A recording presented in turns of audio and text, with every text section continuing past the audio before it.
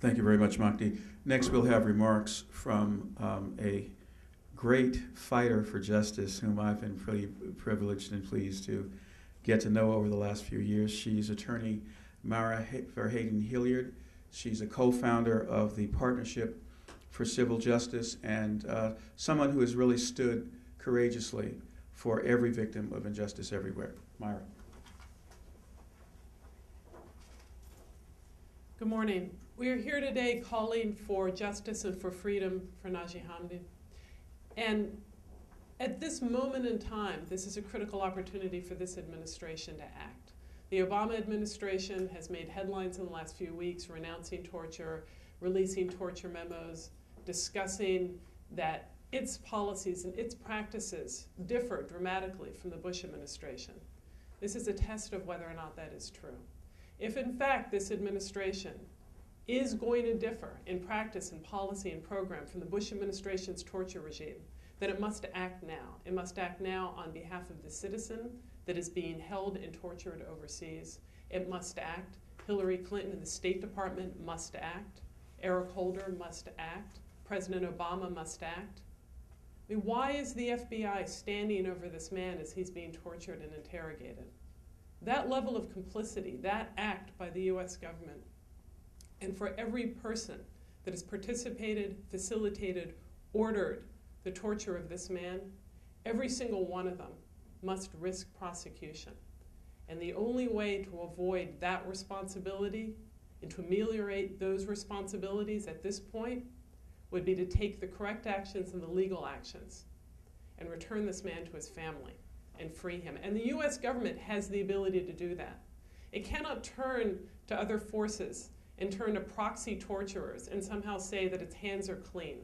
We know that when the U.S. government directs another police apparatus to act at its behest, to take a man, to pick him up, to take him from his family, to subject him to excruciating pain, and to do what they call a forced confession, well, we know that those acts are as legal as if they were doing it with their own fingers or their own hands themselves, and indeed they may be.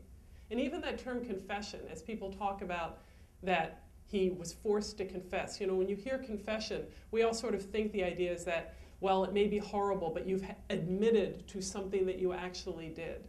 And confession in a certain way is a wrong word. I mean, when you are blindfolded and you put your signature on anything, or even if you can see what you're signing because you're under excruciating pain, what will you not sign when they tell you that they not only are going to continue to torture you, but torture your wife and your children? What will you not sign?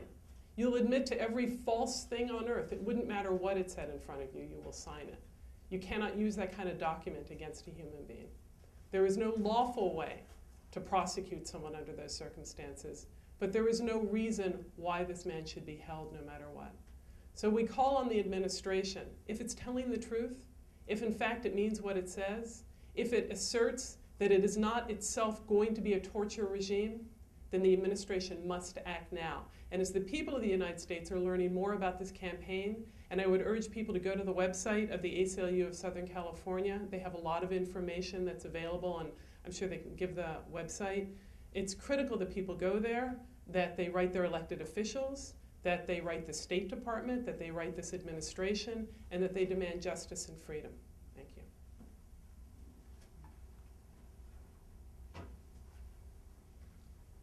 Thank you, Mara. Before I welcome our fourth and final presenter this morning, I'd like to convey to you greetings from former Congressman Walter Fauntroy, the Reverend Walter Fauntroy, who is one of our invited guests this morning. Reverend Fauntroy unfortunately had a funeral to attend, but he wanted me to convey to all of you his absolute support for the freeing of Naji Hamdan, for the ending of torture, and for the accountability of those people in the United States in their official or unofficial capacities for their crimes in complicity with torture. Reverend Fauntroy, by the way, is the architect of much of the civil rights legislation of the 1960s, and he was a primary aide to the Reverend Dr. Martin Luther King Jr. So we have the attention and the solidarity of major figures in our and in the global movement for human rights and justice, and I wanted to just make sure the media knew that. Finally, I'd like to welcome a great ally in struggle for humanity and for justice, Brian Becker, who is the chairperson and spokesperson for the Answer Coalition, which means Act Now to Stop War and End Racism. Brian.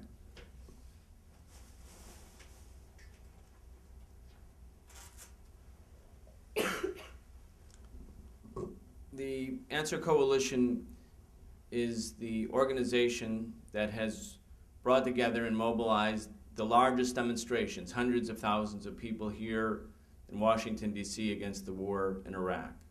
We've also carried out similar demonstrations in Los Angeles, San Francisco, New York. We recognize that under the pretext of the war against terror, the Bush administration aggregated to itself authority that did not belong to the administration to do almost anything in the name of defending the people of the United States, protecting the country.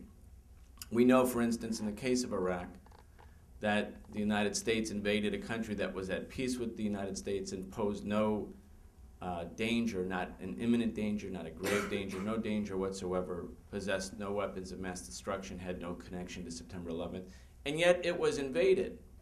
And 1 million Iraqis are dead, and tens of thousands of U.S. soldiers and Marines are dead or horribly wounded with life-changing injuries. It was all based on a lie, and the whole world knows that it's a lie.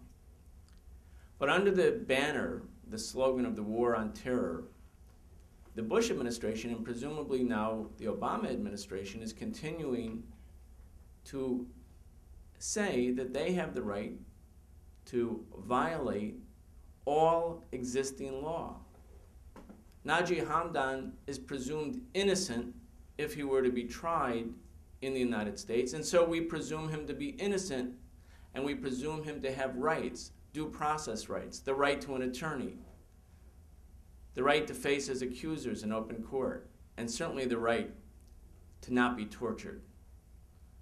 Naji Hamdan is presumed innocent by our organization, and should be by the U.S. government. With that said, we, the Answer Coalition, are joining Muslim American Society Freedom, the ACLU in Southern California and throughout the country, the Partnership for Civil Justice, and we hope a great many other organizations, in launching a nationwide campaign to draw attention to this terrible injustice. As Mara said, it's the obligation of the U.S. government to protect U.S. citizens abroad. It's the obligation of the Secretary of State to intervene and make sure that Naji Hamdan's rights are protected. Instead, the U.S. government stands aside knowingly because they were behind it and allowing the UAE to engage in this horrific torture, this barbaric treatment of this individual. As Ibrahim said, we don't know how many others are in secret prisons or elsewhere being tortured, or how many have died in torture. Lawrence Wilkerson, who was Colin Powell's chief of staff during the first Bush administration term, believes that at least 100 people have died at the hands of interrogators, either U.S. interrogators or those who were acting on behest of the United States through the mechanism of extraordinary renditions. This has to end, and the Obama administration cannot say this is a time for reflection and not retribution.